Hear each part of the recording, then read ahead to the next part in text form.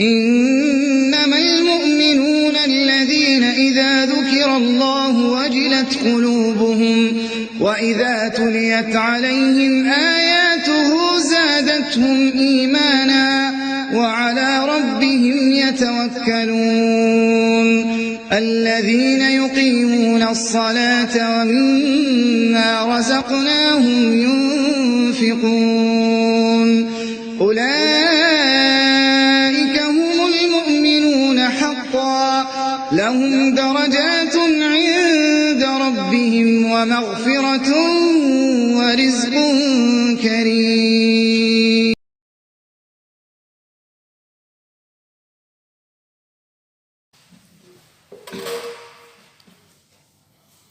Assalamualaikum warahmatullahi wabarakatuh.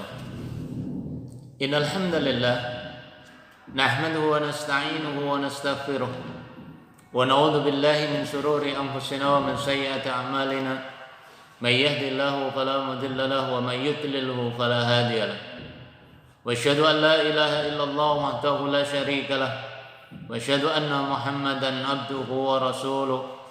Allahumma salli wa sallim ala nabiyyina Muhammadin wa ala alihi wa ashabihi wa man tabi'ahum bi ihsanin ila yaumiddin. Qala Allah ta'ala fil Qur'anil Karim, a'udzu billahi samil alim minasy syaithanir rajim. Ya ayyuhalladzina amanu taqullaha haqqa tuqatih wa la tamutunna illa wa antum muslimun. Ayyuhal hadirun, jemaah yang dirahmati oleh Allah Subhanahu wa taala. Kita bersyukur kepada Allah Subhanahu wa taala karena Allah memberikan curahan nikmat dan rahmatnya yang begitu besar kepada kita. Wabil khusus Allah memberikan kemudahan kepada kita pada hari ini. Kita bisa bertemu kembali dalam rangka memahami dari dinul Islam. Dan nikmat Allah yang diberikan kepada kita masih diberi kesehatan dan juga kesempatan untuk melakukan aktivitas-aktivitas amal solih yang semuanya itu tidak lain adalah demi kepentingan kita ketika nanti kita bertemu dengan Allah Subhanahu wa taala. Jemaah yang dirahmati Allah Subhanahu wa taala dan keluarga besar Majelis Taklim As-Sakinah yang dirahmati oleh Allah Subhanahu wa taala. Sudah menjadi kewajiban kita untuk senantiasa memohon kepada Allah agar kita diberi atau dikaruniai kehidupan yang baik, kehidupan yang mulia di dunia maupun di akhirat. Kita juga berupaya menjadi hamba-hamba Allah yang senantiasa tunduk dan patuh terhadap ketetapan Allah dan Rasul-Nya. Maka dari itu, kesempatan ini kita gunakan dengan sebaik-baiknya agar kita berada di jalan Allah, berada dalam hidayah Allah Subhanahu wa taala sampai akhir kehidupan kita. Jemaah yang dirahmati Allah Subhanahu wa taala, kita akan lanjutkan kajian kita tentang tanda-tanda husnul khatimah. Yang pada kajian yang lalu kita sudah sebutkan sampai 10 tanda-tanda husnul khatimah. Kemudian kita akan masuk pada tanda-tanda yang ke-11. Tanda-tanda yang ke-11 ini hampir mirip pada tanda-tanda husnul khatimah yang ke-9. Tetapi dalam poin yang ke-11 ini adalah orang-orang yang diwafatkan oleh Allah, yaitu wanita-wanita yang diwafatkan oleh Allah dalam kondisi nifas. Nifas jemaah sekalian adalah sesuatu yang dialami oleh seorang wanita setelah selesai melahirkan. Jadi darah yang biasanya keluar dari seorang wanita setelah wanita itu melahirkan. Pada masa nifas ini bermacam-macam ya. Kalau dulu mungkin 40 hari nifas itu baru tuntas. Ya, dengan berbagai macam berbagai macam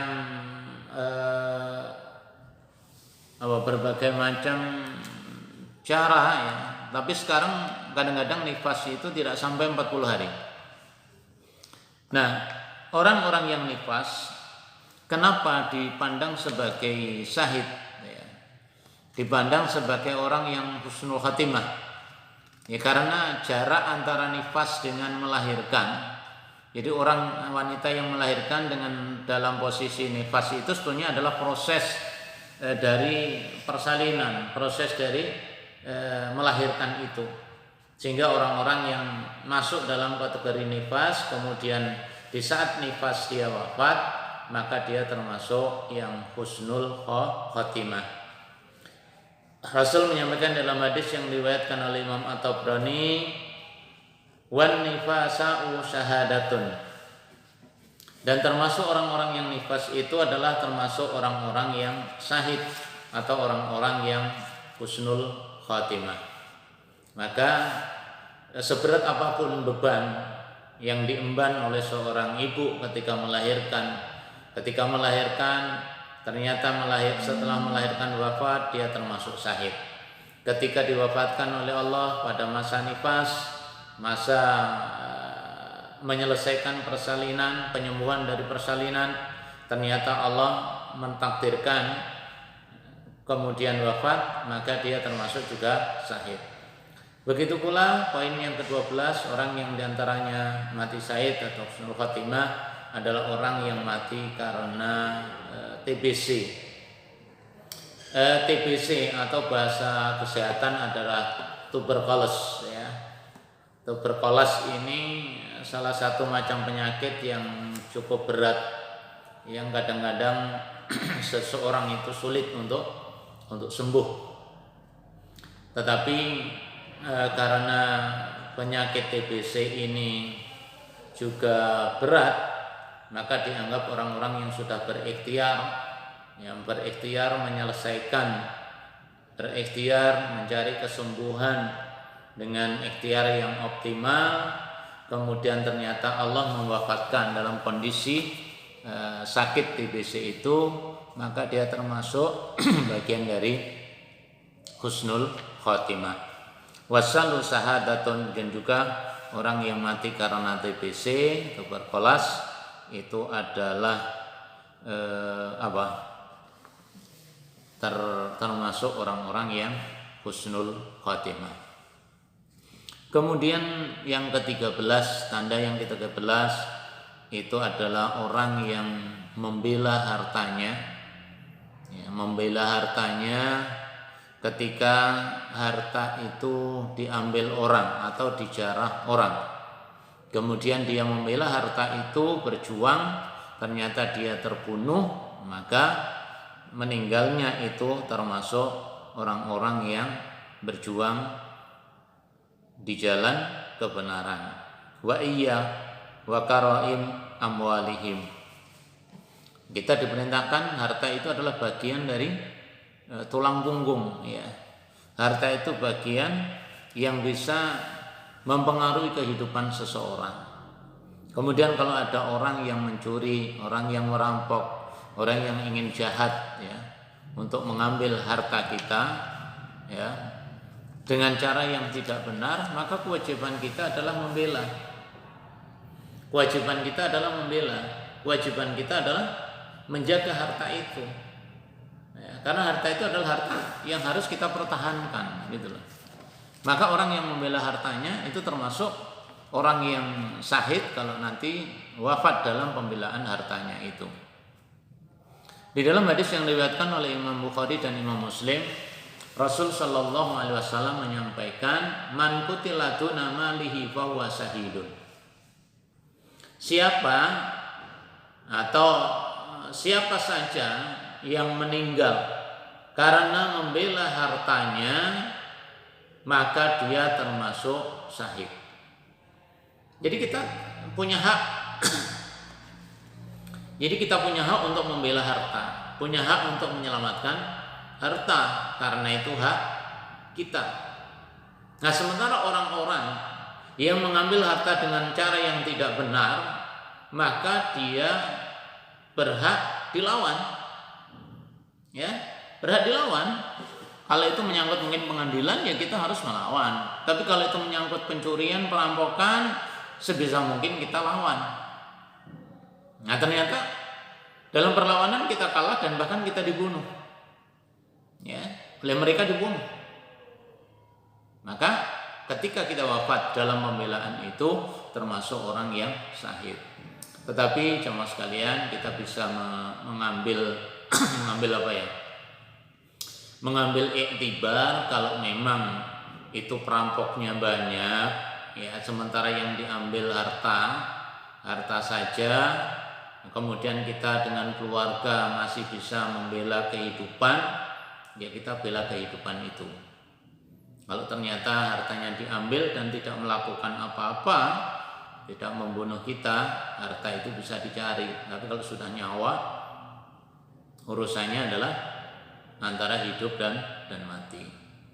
Nah makanya siapa yang terbunuh dalam pembelaan, ya, siapa yang wafat di dalam membela hartanya digolongkan sebagai syahid. Tapi kita juga mengambil mana yang lebih menyelamatkan kita. Bahkan di dalam hadis yang lain yang diriwayatkan oleh Imam Bukhari, man urida maluhu bi ghairi haqqin faqatala faqutila fa huwa syahidun. Jadi barang siapa yang hartanya itu diambil, diinginkan oleh orang lain atau dikuasai oleh orang lain dengan jalan yang tidak benar, atau dicuri atau dirampok, ya, atau dipaksa, ya, lalu dia mengadakan apa? Perlawanan. Ya, maksudnya melakukan pembelaan, perlawanan, ternyata terbunuh, maka dia terbunuhnya itu dihitung sebagai syahid. Kewajiban membela harta, apalagi membela agama. Ini membela harta aja sudah dinilai oleh Allah Subhanahu wa taala orang-orang yang syahid. Di dalam riwayat Imam Muslim dan Imam Ahmad serta An-Nasa'i, ya, Rasul menyampaikan dari sahabat, Rasul menyampaikan, dan ini disampaikan oleh Abu Hurairah kepada kita. Ja'a rajulun ila Rasulillah sallallahu alaihi wasallam. Telah datang seseorang kepada Rasul sallallahu alaihi wasallam, faqala, lalu dia berkata, ya Rasulullah, wahai Rasulullah, ra'aita in ja'a rajulun yurida ahda mali. Wahai Rasul, ya, bagaimana pandangan panjenengan, pandangan Rasul kalau seandainya ada seorang laki-laki ingin merampas hartaku, katanya seorang tersebut. Ya, qala fala ta'tihi malak. Qala ara'aita in qatalani? Qala qatilhu. Kemudian seseorang ini menanyakan, telah bertanya kepada Rasul, bagaimana kalau ada orang mengambil hartaku dengan cara yang tidak benar? Maka jawabnya Rasul, ya jangan kamu berikan, tahan hartamu itu, ya jangan diberikan. Ya.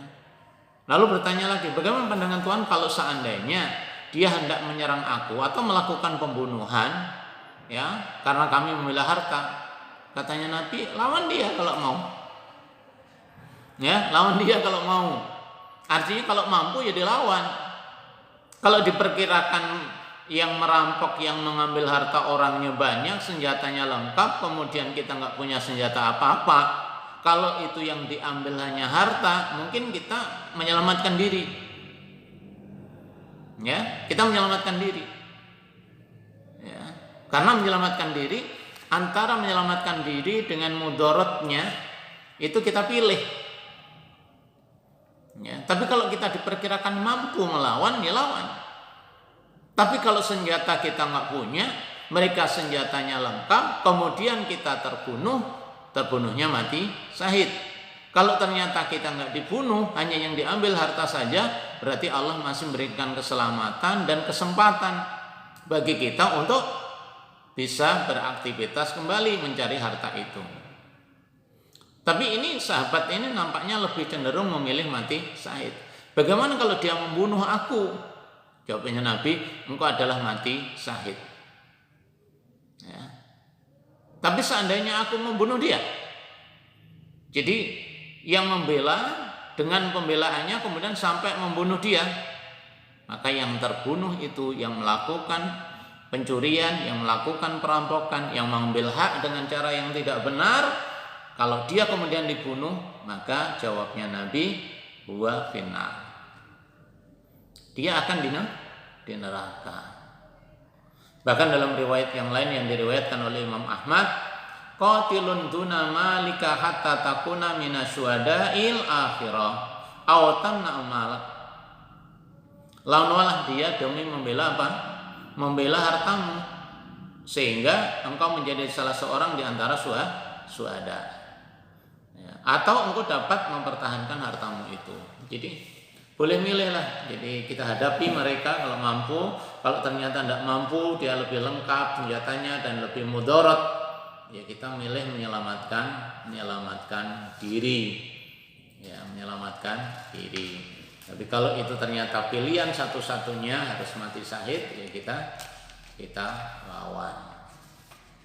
Nah ini terkait membela harta. Kemudian poin yang ke-14. Poin yang ke-14 ini orang yang kalau tadi membela harta. Ya, kalau ini orang yang termasuk husnul khatimah adalah orang yang wafat karena membela diri. Ya, membela diri mungkin mau dibunuh atau mau didolimin lah. Jadi orang yang membela diri bukan karena salah, tapi orang ini dalam kebenaran kemudian membela kebenaran itu. Jadi bukan karena salah, tapi membela kebenaran. Dan ini diajarkan oleh Allah Subhanahu wa taala seseorang di dalam membela diri. Dalam surat Al-Maidah ayat 32, Allah Subhanahu wa taala menyatakan, Allah berfirman, A'udzubillahi minasyaitonir rajim. Man qatala nafsan bighairi nafsin aw fasadin fil ard faka'annama qatala an-nasa jami'a wa man ahyaha faka'annama ahya an-nasa jami'a. Man qatala nafsan bighairi nafsin, siapa yang membunuh jiwa, membunuh seseorang padahal orang tersebut tidak membunuh. Jadi orang ini baik-baik saja, orang ini tidak melakukan kejahatan lalu dia dibunuh, au fasadin fil ardi, atau membuat kerusakan di bumi, paka'an nama qatalan nasa jami'a, maka sesungguhnya dia telah melakukan pembunuhan kepada semua orang. Jadi siapapun yang melakukan pembunuhan kepada orang lain dengan cara yang tidak benar, atau orang lain itu tidak melakukan kesalahan, ya, dan juga membuat kerusakan di bumi, maka orang tersebut adalah bagaikan membunuh manusia seluruhnya. Jadi pembunuhan itu nggak gampang gitu loh. Membunuh orang itu berat. Tapi kalau sekarang itu zaman yang nggak jelas, ya, mana yang haram mana yang halal kadang-kadang nggak dijalanin, nggak diperhatikan, maka membunuh orang itu seakan-akan seenaknya sendiri. Nah, dalam bab hudud tentang kisos itu ada pembunuhan yang disengaja, pembunuhan yang setengah disengaja, atau pembunuhan yang tidak disengaja. Semuanya ada apa? Ada hujah, ada dalil. Ya, kalau orang itu membunuh dengan alasan yang tidak benar, apalagi kamu melakukan perencanaan dengan alat yang juga mematikan di skenario, selain dia itu adalah apa? Bagaikan membunuh orang seluruhnya, dia akan dilaknat oleh Allah Subhanahu wa taala, bahkan dia akan dimasukkan ke neraka jahanam. Ya, kekal di dalamnya karena melakukan pembunuhan dengan sengaja, melakukan pembunuhan dengan skenario. Nah, ketika orang membela diri agar tidak terbunuh, ya, maka kalau sampai dia terbunuh, maka dia mati syahid. Nah, orang yang melakukan pembunuhan, melakukan kerusakan di muka bumi dengan cara yang tidak benar, seakan-akan membunuh seluruhnya. Wa man ahyaha fa'ka'annama ahyan nasa jami'an. Ya, siapa yang melindungi nyawa seseorang, maka sebenarnya dia juga melindungi nyawa semua manusia. Maka dalam cara perlindungan itulah hukum itu ditetapkan oleh Allah Subhanahu wa taala. Tapi bagi yang membela dirinya ya dari pembunuhan, dari skenario pembunuhan, kemudian dia wafat, maka dia termasuk syahid. Man qutila duna dinihi fa huwa syahidun wa man qutila duna damihi fa huwa syahidun, man qutila duna matlamatihi fa huwa syahidun. Jadi barang siapa yang terbunuh karena membela agama, itu dia syahid. Jadi yang membunuh karena membela agama, terbunuh karena membela agama, ya, maka dia syahid. Terbunuh karena membela hartanya, dia juga syahid. Terbunuh karena membela darahnya, dirinya juga termasuk syahid. Nah, maka orang yang terbunuh karena teraniaya, terdolimi, maka dia pun adalah syahid. Ini yang disampaikan oleh Rasul Shallallahu Alaihi Wasallam. Nah, jemaah sekalian, itu harga diri dinilai dalam Islam.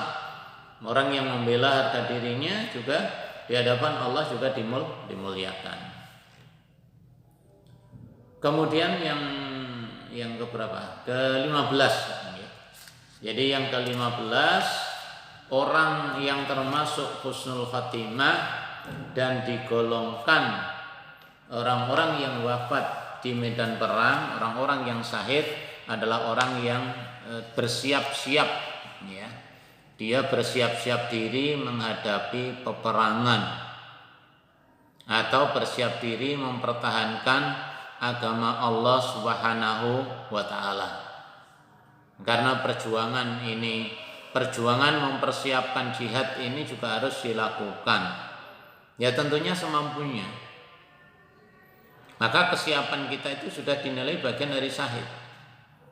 Allah Subhanahu wa taala di dalam surat Al-Anfal, ya, di ayat 61 itu Allah Subhanahu wa taala memberikan pesan kepada kita, wa'aitu lahum mastata'tum min quwwah wa min ribatil khaili turhibuna bi aduwallah wa aduwakum. Perintahnya Rasul, wa'aitu lahum mastata'tum min quwwah wa min ribatil khaili, ya, turhibuna bi aduwallah wa aduwakum. Siapkanlah untuk melawan mereka, orang-orang yang zalim, orang-orang yang memusuhi Islam. Apa saja yang kamu bisa siapkan, ya, kekuatan atau mengikat kuda, atau dengan apa yang bisa membuat musuh itu takut, maka kita harus menyiapkan.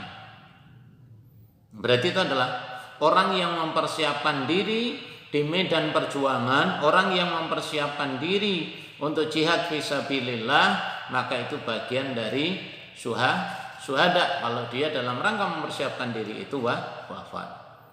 Di dalam hadis yang lain juga disampaikan di riwayat Muslim, ribatu yaumin wa lailatin harum min siyami syahrin wa qiyami wa in mata jara alai amalul ladzi kana ya'maluhu wa ajra alaihi rizqahu wa aminal fattan.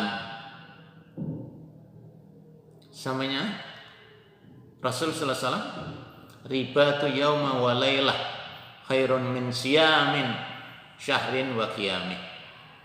Orang yang mempersiapkan diri, ya, mempersiapkan diri untuk ribat, untuk berangkat perang, ya, sehari semalam lebih baik dia daripada puasa selama 1 bulan dan bangun malam, qiyamul lail 1 bulan. Jadi mempersiapkan diri, ikut mempersiapkan diri dengan kekuatan apapun. Yang punya harta dengan hartanya, yang punya kendaraan dengan kendaraannya, atau sesuatu yang bisa menakutkan musuh-musuh Islam. Ya, ini kewajiban kita. Jadi kita berkewajiban mempersiapkan diri untuk berjuang. Ya, mempersiapkan diri untuk berjuang, membela negara dan membela agama ini. Gitu. Nah, orang-orang yang mempersiapkan diri itu dinilai oleh Allah lebih baik daripada orang yang berpuasa selama 1 bulan dan qiyamul lail selama satu bulan. Nah, ketika mempersiapkan diri itu kemudian wafat, wa in mata jaro alaihi amalul lati kana ya'malu wa ajro alaihi rizqahu wa aminal fatan. Orang yang sudah dalam rangka mempersiapkan diri itu kemudian wafat, maka amal-amal yang pernah dilakukan itu akan terus mengalir bagaikan amal jariyah, ya, dan juga Allah akan memberikan rezekinya serta aman atau aman dari orang-orang yang memfitnah. Jadi orang yang ribat, orang yang mempersiapkan diri untuk perjuangan itu sudah dihukumi sebagai orang-orang yang jihad fisabilillah. Nah, jamaah yang dirahmati Allah Subhanahu wa taala, jadi orang yang mati syahid, ya, baik syahid dunia maupun syahid di akhirat, atau orang-orang yang membela agamanya, membela dirinya, maka dia akan dimuliakan oleh Allah Subhanahu wa taala. Jadi orang yang berjuang pun, ya, dijuang pun mempersiapkan dengan hartanya, dengan kekuatannya, maka itu ladang pahala bagi dia. Dan jika dia menggunakan hartanya semuanya, maka Allah akan menjadikan amaliyahnya sebagai amal syariah. Jemaah sekalian yang dirahmati Allah, kemudian yang berikutnya, yang ke-16, orang-orang yang mati husnul khatimah atau wafat dalam kondisi husnul khatimah tentunya adalah orang-orang yang beramal solih, ya, mungkin karena waktu itu sholat, karena waktu itu membaca Al-Quran, karena waktu itu mungkin sedang berzikir, ya, atau juga berdoa ketika mau tidur, kemudian Allah mewafatkan di dalam tidurnya itu. Sebagai penutup, ya jamaah sekalian, apa yang disampaikan oleh Rasul Shallallahu Alaihi Wasallam terkait kita berupaya menjadi orang-orang yang beramal soleh, berupaya dengan semampu kita untuk melakukan apa? Aktivitas, ya, aktivitas yang biasa kita lakukan, tapi aktivitas yang terkait dengan amal soleh. Hadis yang diriwayatkan oleh Imam Ahmad, Rasul menyampaikan, man qala la ilaha illallah ittingga awasilla khutimalahu biha dakhalal jannah. Ya, barang siapa yang mengucapkan kalimat la ilaha illallah dan dilakukannya ittigha awasilla, dia mengucapkan itu benar-benar mencari ridhonya Allah Subhanahu wa taala, ya, maka ketika dia wafat, maka dia termasuk ahlul jannah. Wa man shoma yauman ibtigha awashillah khutima lahu biha dakhalal jannah. Dan siapa yang berpuasa, ya, dalam kondisi puasa kemudian mencari ridhonya Allah dan ternyata itu dia wafat dalam kondisi itu, maka dia dakhalal jannah, masuk surga. Wa man tasaddaqa bi sadaqatin ibtigha awashillah khutima lahu biha dakhalal jannah. Maka siapa saja yang bersedekah yang dilakukan untuk mencari ridhonya Allah Subhanahu wa taala, lalu di akhir dia ketika bersedekah itu kemudian diwafatkan oleh Allah, maka dia menjadi orang-orang yang husnul khatimah dan dia orang yang masuk surga. Intinya kita meskipun tidak termasuk dari 16 poin tadi, poin-poin yang lain, selama kita dalam ketaatan kepada Allah, selama kita beribadah kepada Allah, maka kita akan dinilai sebagai orang yang ahlul jannah. Adapun orang-orang yang su'ul khatimah secara garis besar adalah orang-orang yang rusak akidahnya, orang-orang yang murtad, orang-orang yang dalam terus-menerus dalam perbuatan maksiat, ya, orang-orang yang tidak segera bertobat dari dosa-dosa besar, ya, maka semuanya itu akan menjadi bumerang baginya yang menyebabkan dia menjadi orang yang su'ul khatimah. Mari kita memohon kepada Allah semoga apa yang kita lakukan dan akhir dari kehidupan kita menjadi orang-orang yang husnul khatimah.